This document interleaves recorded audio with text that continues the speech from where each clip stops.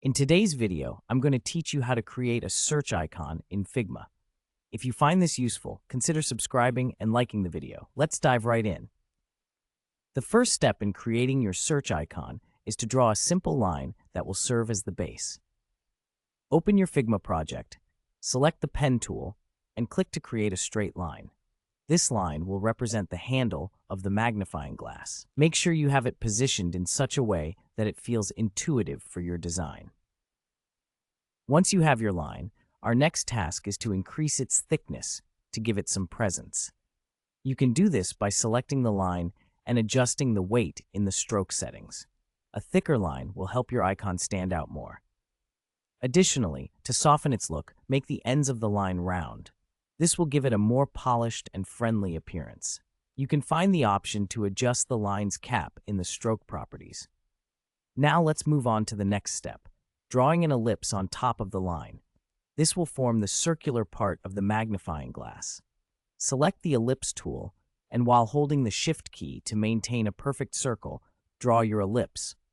Position it at the end of the line you just created. The size of your circle matters, so feel free to adjust it until it feels right with the handle. After you have your circle in place, it's time to adjust its stroke weight to match the line and set the fill color to white. This creates a clean, recognizable look for your search icon.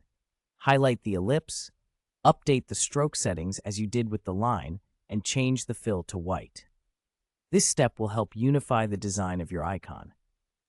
Now that both components of your search icon are in place and looking sharp, it's time to select all the elements. Make sure you click on both the line and the circle to highlight them.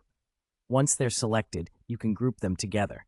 This will keep your elements organized and allow you to move or resize the icon effortlessly.